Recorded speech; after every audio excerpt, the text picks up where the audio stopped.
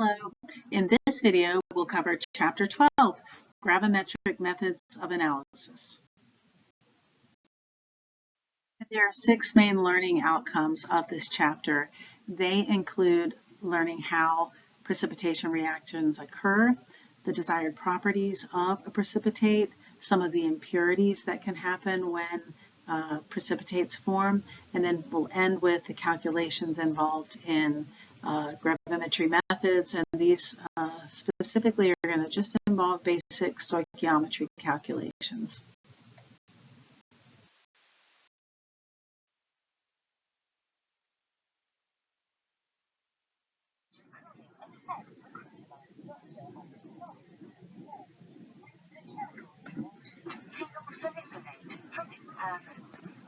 We heat this compound until it melts completely.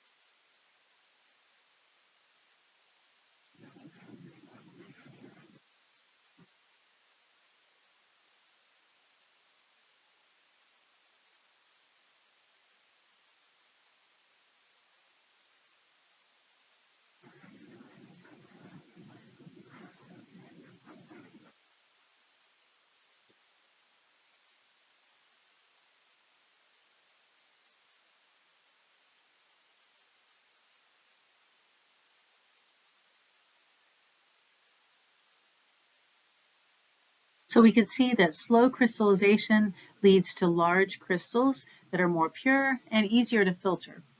Fast crystallization, on the other hand, leads to smaller particles, and these particles can contain impurities and also will be more difficult to filter. So for purposes of gravimetric analysis, we hope for slow crystallization. We want large crystals. Those are the ones that are pure and they're easier to filter. Gravimetric method, as the name implies, involves the determination of the mass of a substance, and that substance is related to the desired analyte through a chemical reaction. Typically, the chemical reaction involves the formation of a precipitate, hence the crystallization process. And these methods are very accurate and precise because we're using an analytical balance, and that is a very accurate and precise instrument in the lab. Now, typically in these methods, the first thing we're going to do is convert the analyte to an insoluble or sparingly soluble product.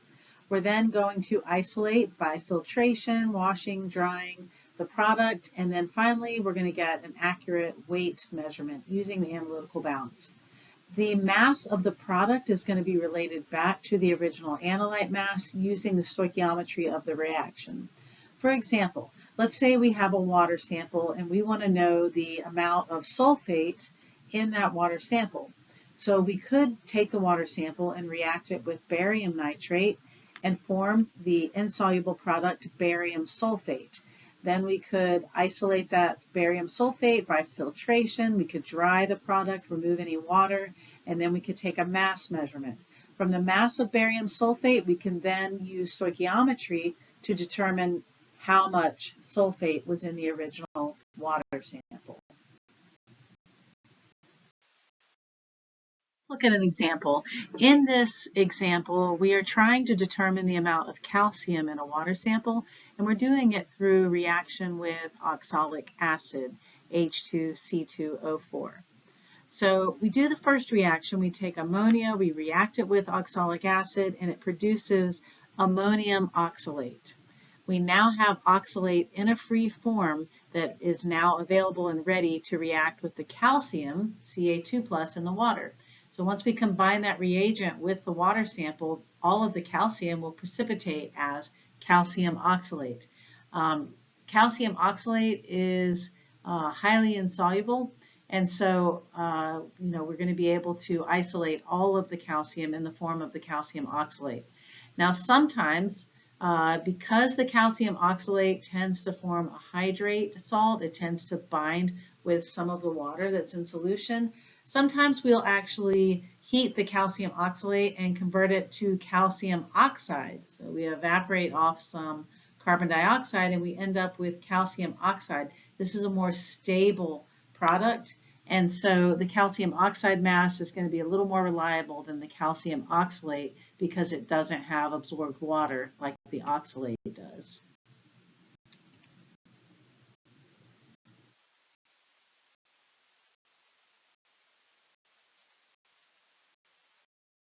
Previous example, we chose to use the calcium oxide precipitate rather than the calcium oxalate because it had more desirable properties.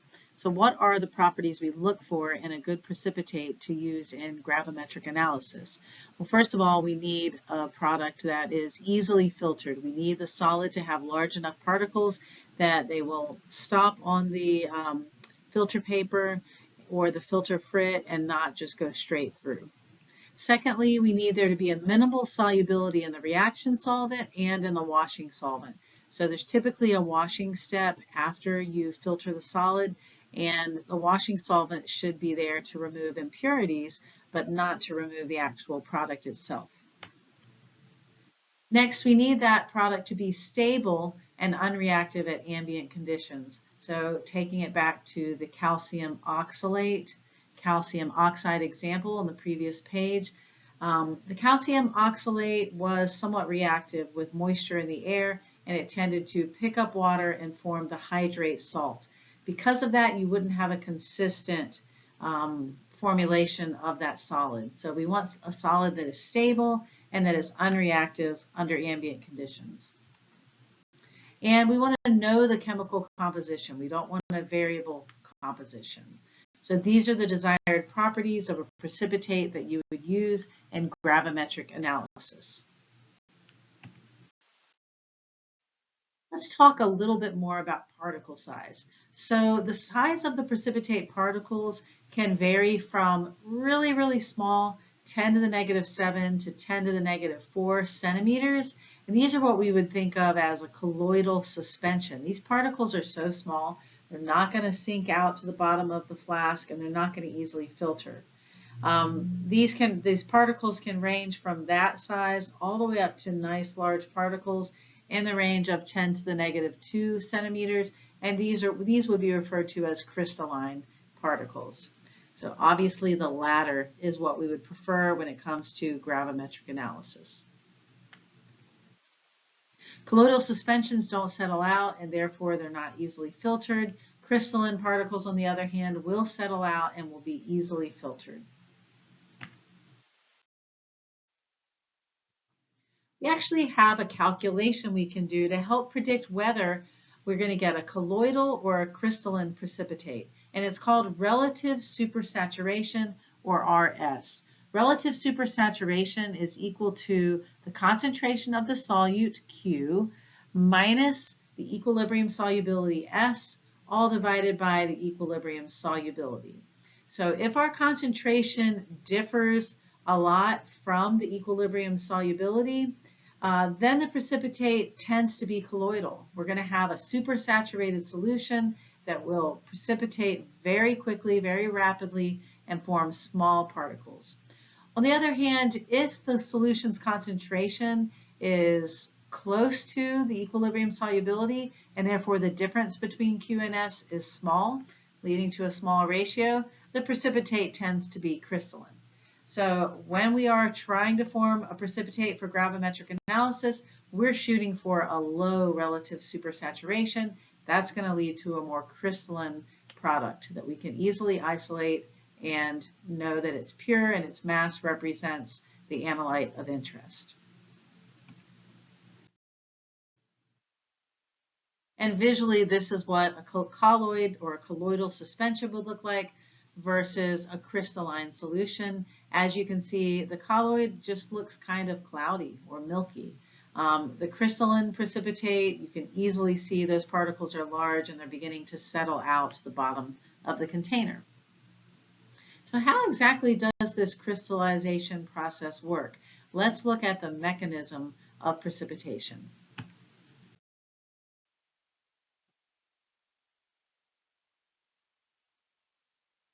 The process of precipitation occurs in two basic steps.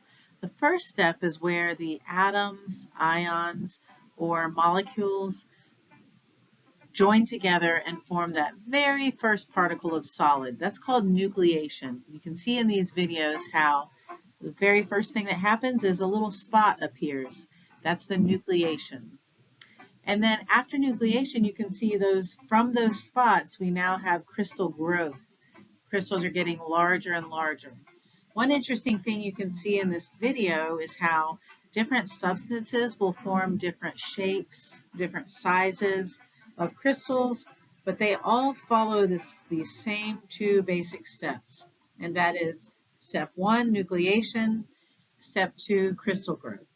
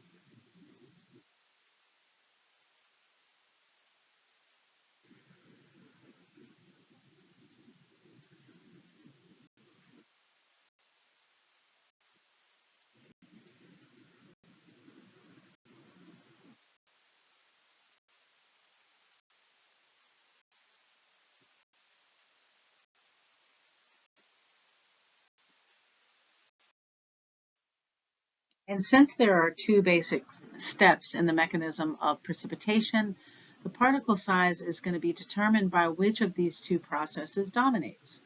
If nucleation dominates, then small particles will be formed. On the other hand, if particle growth dominates, large particles will be formed. If we increase the relative supersaturation, that's going to lead to increasing nucleation, a faster precipitation, and therefore it's going to decrease the particle size. On the other hand, if we decrease relative supersaturation, we now are going to decrease nucleation, and particle growth will dominate, and that will lead to larger particles. So in the ideal situation, to maximize particle size, we will have low relative supersaturation, and therefore particle growth will dominate, not nucleation. In order to maximize particle size, we can do certain things with the conditions of our crystallization process. So first of all, temperature. If we are using higher temperature, we will tend to have a slower crystal growth, and we saw that in the video on one of the earlier slides.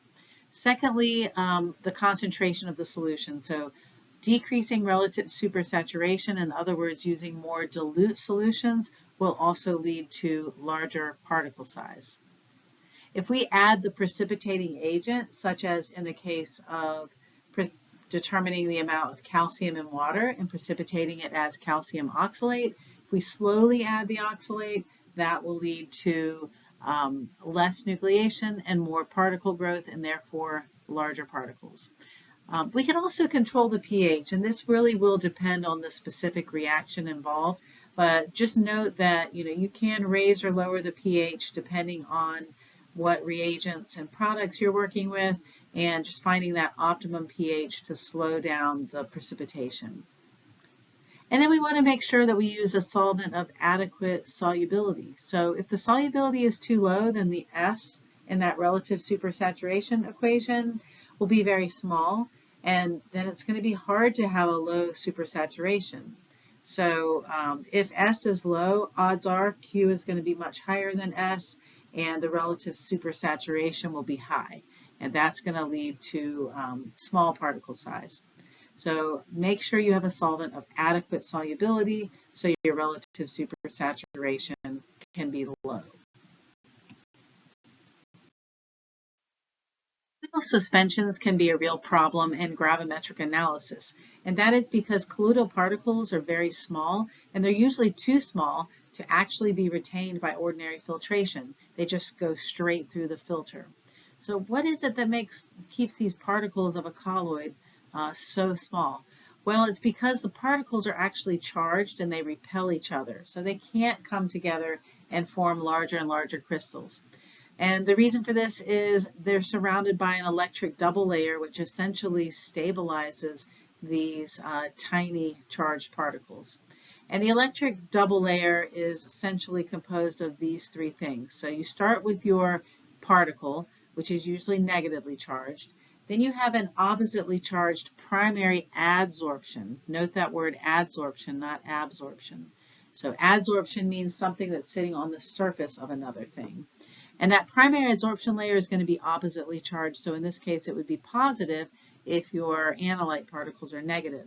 And then there's a second layer, which is a counter ion layer, which is going to be negative. So you can see that you have opposite charges in these layered structures, keeping the layered structure together. And the electric double layer is really what stabilizes the colloidal suspension. We have a diagram of a silver chloride forming a colloid or a colloidal suspension. And so let's look at the electric double layer. So at the center we have our colloidal solid, which would be the silver chloride, and we have negative charge on the outside. And then we have the primary adsorption layer, which would be positively charged. And then beyond that, we have the counter ion layer, which would be negatively charged. So this is basically what the particles of a colloid are made up of. This is the electric double layer. And just as a side note, we mentioned earlier that we had adsorption of these layers on the colloidal particles. So what do I mean by adsorption, and how does it compare to absorption? And so we have a couple of diagrams. Let's look at the ones on the top. So adsorption is where the molecules adhere to the surface of the phase. Absorption, on the other hand, is where molecules are drawn into the bulk of the phase. So I like to think of adsorption as the particles just sitting on the top, and absorption is kind of like a sponge and they're going into the sponge. Another way to think of them, a good analogy is you can either have the pie hitting the person in the face, that's adsorption, or you can have the person eating the pie, that's absorption. So here are the definitions. Make sure you have a clear understanding of the difference between adsorption and absorption, and what's happening in a colloidal suspension is actually adsorption. Adsorption of the electric double layer on the colloidal particles. Now that we know what a colloid is and we know why it's so stable, how can we address the problem of colloids when we're doing gravimetric analysis? Well, fortunately, there are processes by which you can coagulate your colloid. And this can happen with the addition of an electrolyte. So what would happen is the electrolyte's ions would adsorb to the colloidal particles. This would cause an increase in attraction to other colloidal particles, and eventually it would cause all the particles to stick together or coagulate. Another thing that can help with coagulation is heating the solution. This is sometimes called digestion. And heating the solution will promote coagulation because it causes water to evaporate and be lost from the solution. And when this happens, it just automatically brings the colloidal particles closer together. We can see in this diagram the effect of increasing the electrolyte concentration on the double layer. And so what it does is it decreases the volume of the counter ion layer, and therefore it increases the chances that the colloidal particles with their electric double layers can now coagulate together. So essentially adding the electrolyte decreases the volume of the counter ion layer. And once your colloidal particles coagulate, you would have a structure like this. It's not crystalline, it's just simply a coagulated colloid. So what do you think about the purity of a coagulated colloid compared to the purity of nice large crystals?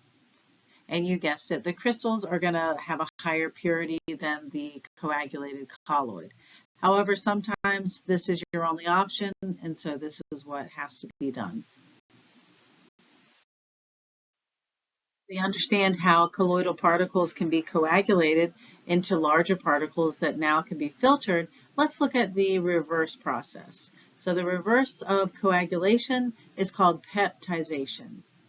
And peptization is the process by which a coagulated colloid reverts to its original dispersed state. So it's back to being a colloid.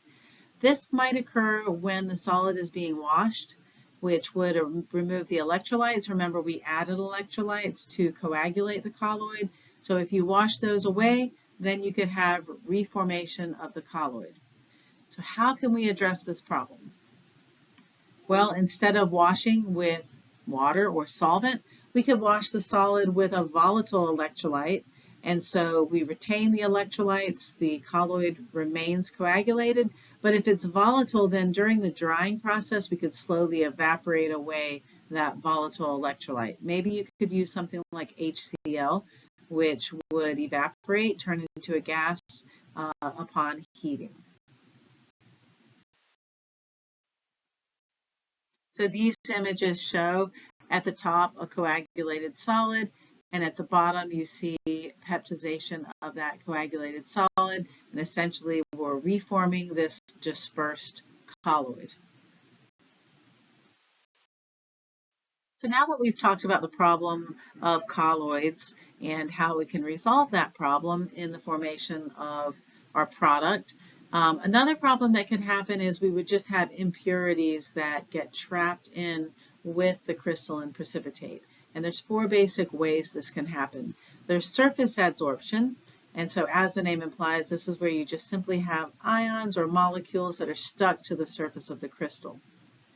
The second is mixed crystal formation. So if there are other compounds of similar solubility, maybe they're similar in structure to the desired product, and they just crystallize together with the product.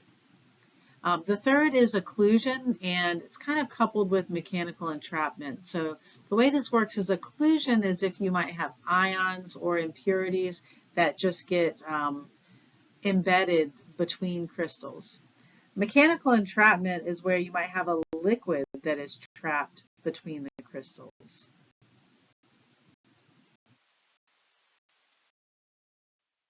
So let's look at the upper left, that's mixed crystal formation. This is where you might have compounds of similar structure, similar solubility that crystallize or precipitate together at the same time. An example is in the determination of sulfate, if you were precipitating it with barium to form barium sulfate, let's say there was some lead and strontium present, they would also form insoluble sulfates and would precipitate together with the barium sulfate. So you'd have a mixed crystal of those 2 or 3 compounds. And then we have occlusion and entrapment on the lower left. So if the crystal growth is too rapid, we may have some counter ions that don't have time to escape all the way out to the surface, and they just get trapped between crystals. We could have mechanical entrapment where actually solvent, where there's liquid that is trapped between the crystals.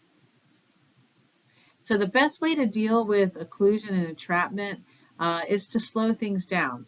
Use a dilute solution, use a higher temperature during precipitation.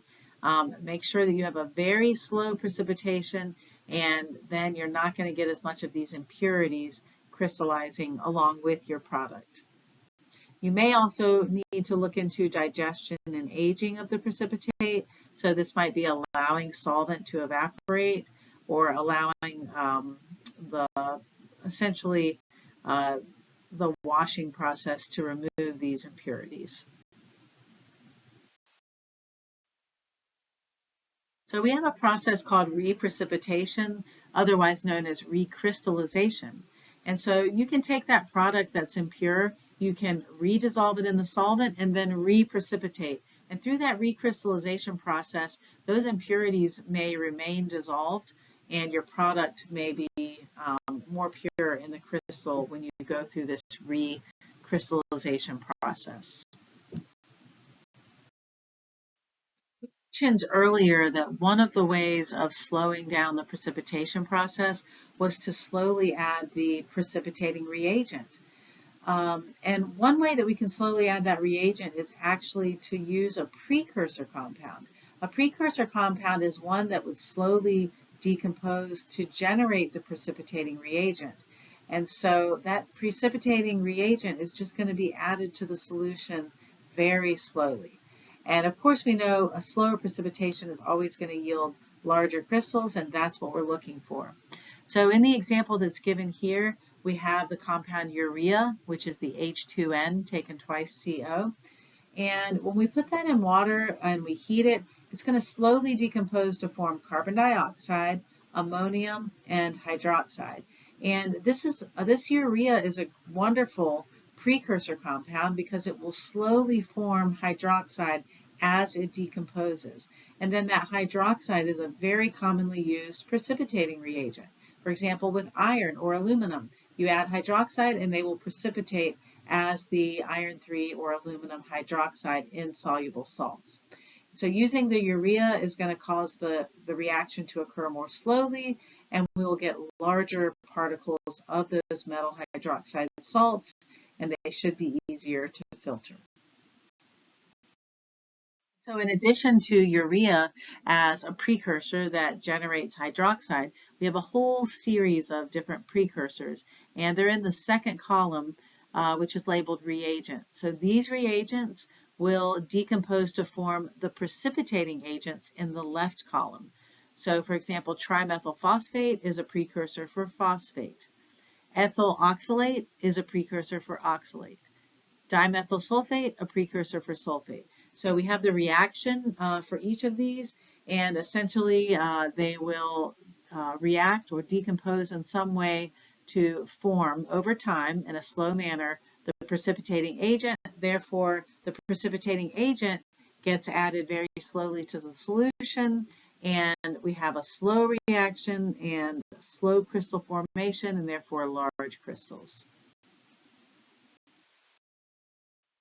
Filtration of the precipitated product, a gravimetric precipitate will be heated until its mass becomes constant.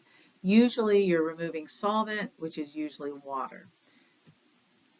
There may be other volatile compounds that also need to be removed.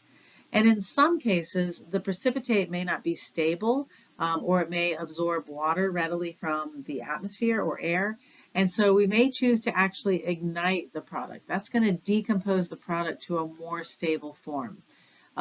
Oftentimes a metal salt will be ignited, will be heated in a crucible, and it'll form the metal oxide as that very stable final product.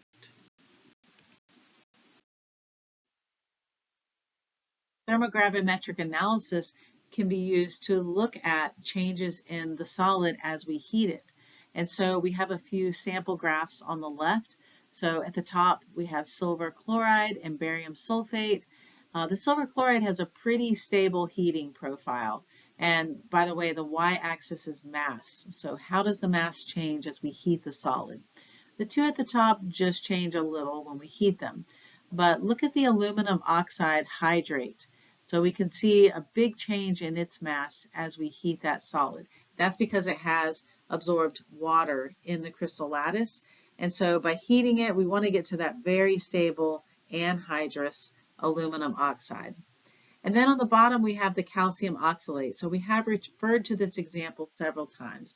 It starts as a hydrate at the top left of that bottom graph, calcium oxalate monohydrate. And so as we start to heat it, the first thing that comes off is the water. and we form the anhydrous calcium oxalate. And then the calcium oxalate at even higher temperatures. So once we get like above 400, 500 degrees Celsius, now we're at the point of getting ready to ignite the solid. And we can do that in a furnace and heat it very slowly. But the calcium oxalate will decompose first to form calcium carbonate, and then the calcium carbonate will further decompose to form the very stable calcium oxide. And so these profiles are very useful in evaluating the stability of a precipitate that we're going to use for gravimetric analysis. If it's really stable, like silver chloride, then we can use it as is. But if it easily loses water or if it easily converts to an oxide, then we may want to consider a final step of igniting the solid to form the most stable form of that product. We'll look at some of the calculations involved in precipitation gravimetry, otherwise known as gravimetric analysis. So in this problem, we are analyzing the calcium in a 200 milliliter sample of water. And it was determined by precipitating all of the calcium with oxalate, C2O4 negative 2. And we formed the insoluble product calcium oxalate. In this experiment, it was decided that the product should be ignited, and that would form a more stable calcium oxide. And the final mass of that calcium oxide in this experiment was 26.7134 grams. And we're asked to calculate the concentration of calcium, just straight calcium, in units of grams of calcium per 100 mils of water. So you can see where we're going to need to do some stoichiometry because we don't have the mass of calcium, we have the mass of calcium oxide. And by the way, it was in 200 mils of water, but we're wanting to report it in grams per 100 mils of water. So we're going to need to do a few conversions. First, we're going to take the mass of calcium oxide, and we're going to get that mass by taking the final mass, 26.7134 grams, and subtracting from it the mass of the empty crucible, 26.6002. And so the difference between those two is the mass of the calcium oxide. From there, we're going to calculate the mass of the calcium using the stoichiometry. So if I know the mass of the calcium oxide, 0.1132 grams, I can convert that very easily to the mass of calcium just simply using the molar mass ratio. So from the periodic table, I know the molar mass of calcium is 40.078 grams per mole. And then I can add to that the mass of oxygen, and I get the mass of calcium oxide to be 56.077 grams per mole.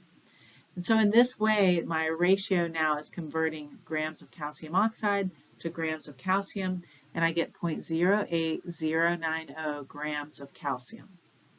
Then the final step is to take that mass that I just calculated and convert it from being on the scale of 200 ml water sample to a 100 ml water sample. So I multiply by 100, divide by 200, and I get 0.0405 grams of calcium in 100 mils of water.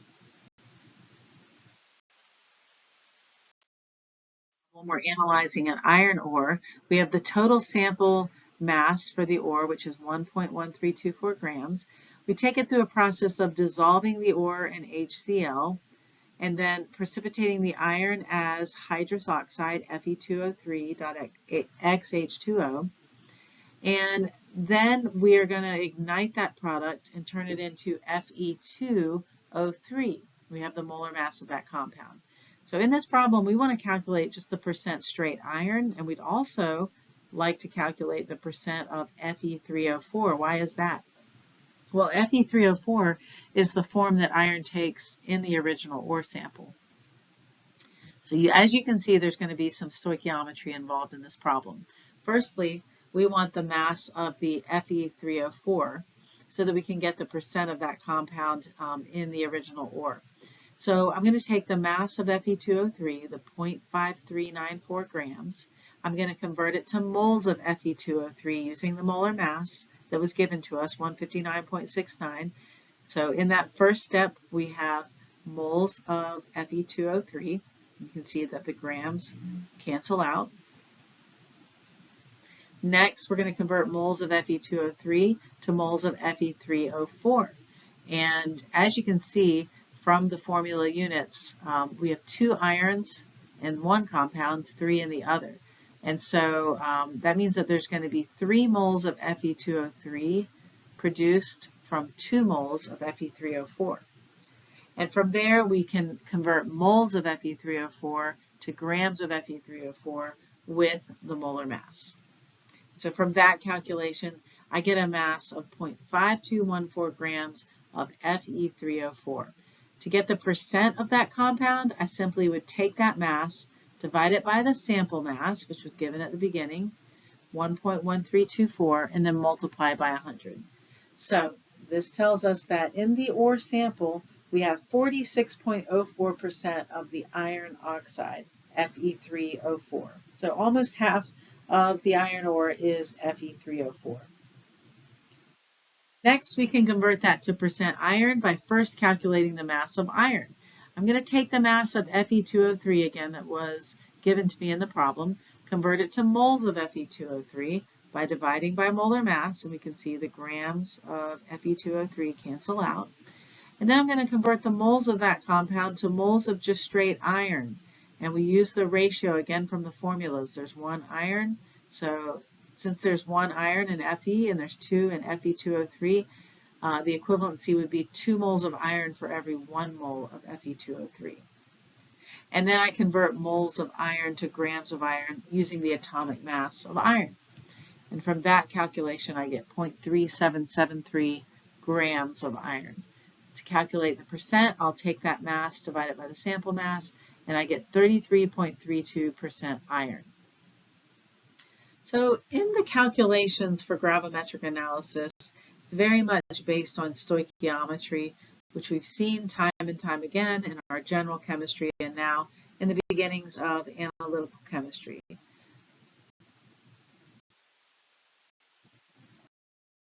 There are a lot of applications of gravimetric analysis, and these are just a few of them. We can test for any inorganic anions or cations in a sample, as we've already seen with some of the examples that we've looked at. Calcium in water by precipitating it as calcium oxalate. Sulfate in water by precipitating it with barium. So those applications of any anion and cation very easily to form an insoluble salt. We can also use gravimetric analysis for some molecular compounds like sulfur dioxide, carbon dioxide, and iodine. We can use it to test the amount of lactose, of sugar that's in milk. We can test for salicylates in drug samples. We can even do phenolphthalein, an organic compound in laxatives, or nicotine in pesticides. So you can see it runs the gamut from inorganic to organic, covalent, ionic, salts and molecules. Pretty much any analyte can be tested by gravimetric analysis. So let's look at the cations and anions. You can see from these examples, look at all the different metal ions that can be determined with various reagents. So using ammonia, aqueous ammonia as a precipitating agent, we can precipitate all of these different metal cations. Firstly, they would get precipitated as hydroxides, and then those hydroxides would typically be ignited to form the oxides. A lot of different metals can be tested with ammonia as the precipitating agent. We could also form sulfides and use H2S as the precipitating agent. We can also use ammonium sulfide in place of H2S as a precipitating agent. And then we have phosphates. Many phosphates are insoluble, so we can use ammonium hydrogen phosphate as the precipitating agent to precipitate a variety of metals as phosphates.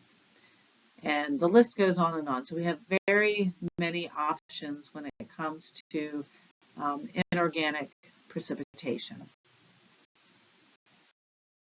Continues here, still more options. HCl can be used to precipitate silver, mercury, etc. Lots and lots of different options for inorganic analysis by precipitation gravimetry. So metal ions can also be precipitated with organic reagents. So the previous examples were all inorganic precipitating agents. What about organic? The nice thing is they can be very selective and much more selective than inorganic precipitating reagents. So if we form coordination compounds between the organic, what we call ligand or chelating agent, and the inorganic metal cation, we can now be very selective. For example, the heme ligand is very selective for the iron 2 ion. And by the way, this is the molecule that carries iron through your blood.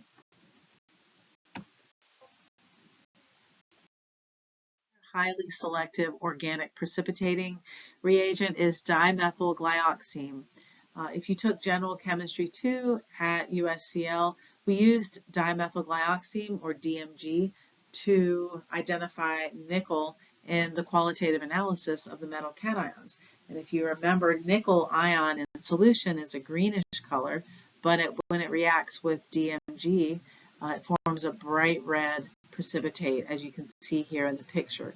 So this particular reagent is highly selective for the nickel 2 ion. We've spent most of the chapter talking about precipitation gravimetry, but another gravimetric method of analysis is volatilization gravimetry. So a very simple example of this is determining the amount of moisture in a sample by loss on drying. So with this analysis, you would take a sample that is wet and you would take its mass. Then you would put the sample in an oven above 100 degrees Celsius for a given period of time, say an hour. Take it out of the oven, put it into a desiccator to prevent more moisture from reabsorbing, and then once it cools, you would take a second mass, and the difference would give you the percent of water in the sample. When you're doing this type of analysis, you are making an assumption, and that is that water is the only volatile compound that comes off during that drying process. So this can be done to determine water and CO2 in a sample by heating, trapping, and weighing traps before and after. And this is done for sodium bicarbonate and antacids. It's also done for carbon, hydrogen, and oxygen analysis in organic compounds. And let's look at how the setup for such an experiment would work. Setup that could be used to determine both carbon dioxide and water in a sample. So on the left we have our sample, and we're doing a reaction between the sample and sulfuric acid, and this is a bicarbonate salt. So when we do this reaction, water vapor and carbon dioxide are the products. And we bubble nitrogen gas just to help carry those gases out of the reaction mixture and into our traps. So we have two traps. The U-tube in the middle is a calcium sulfate, otherwise known as dryerite, filled U-tube, and that material will absorb any water vapor coming out of the reaction mixture. So if we weigh that U-tube before the experiment and then we trap a bunch of water vapor in it and then we get its mass afterwards, we're now doing gravimetric analysis, but it's on a volatile material, the water vapor. The CO2 does not get trapped in the drying tube, so it essentially flies through the U-tube and goes into the next tube. The next tube contains sodium hydroxide on non-fibrous silicate, and it also contains calcium sulfate. And so in this second tube, we're going to be trapping the carbon dioxide. The carbon dioxide will react with the sodium hydroxide to form sodium carbonate. The other product of that is water, but we're going to go ahead and trap the water with that calcium sulfate at the end of the tube. And so the increase in mass of the straight tube on the right will represent the amount of carbon dioxide that was formed in the original reaction. So this is an apparatus that would be used for the volatilization gravimetry. In this last problem, we're trying to determine the amount of potassium iodide, or Ki, in a sample. And we're going to take that iodide through a couple of reactions in order to isolate it from an interference that's also present in the sample, namely chloride, potassium chloride. And so we're going to, in the first step, convert the iodide to iodate. This is done by reacting iodide with bromine, and it converts the iodide to IO3 minus iodate. The unused bromine can be removed by boiling because bromine is a volatile liquid. And at that point, the iodate will be precipitated by adding an excess of barium ions. And that's a simple reaction shown here. Barium plus 2 iodates forms barium iodate solid. So when this test was done, we isolated 0.0538 grams of barium iodate, and we want to take that and convert it back to grams and percent of potassium iodide. So we're going to set up a stoichiometry calculation for the mass of potassium iodide. We're going to start with the mass of the precipitate at the end, 0.0538 grams of barium iodate. We're going to convert grams of barium iodate to moles of barium iodate. And we'll do that by dividing by the molar mass of barium iodate, which was given. Once we have moles of barium iodate, we want to convert that to moles of straight iodate. So we are here, and we want to go here. And so notice the coefficient ratio is 1 to 2. And so that's what we're going to do. We have 1 mole of barium iodate that is formed from 2 moles of iodate. Now that we have moles of iodate, we're going to take it back to moles of iodide using the first equation. So how does that relate to the iodide? Looks like they both have the same coefficient of 1. So we have 1 mole of iodate being formed from 1 mole of potassium iodide. We can see here that the moles of iodate cancel out, and we have now moles of potassium iodide.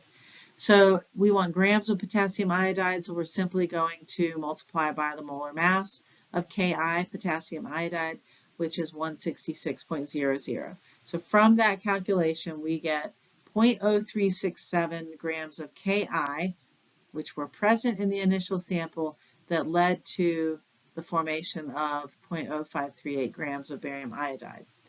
To get the percent of potassium iodide, we will now take this mass of Ki and divide it by the sample mass and multiply by 100. So 0.0367 divided by 1.59 grams, that is the sample mass. That's going to go on the bottom. And then multiply it by 100.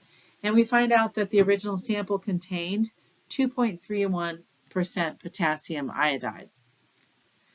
So in this chapter, we've gone over the theory and the reactions involved in gravimetric analysis, and we've gone through some of the calculations involved. So you have now some homework problems that you can try.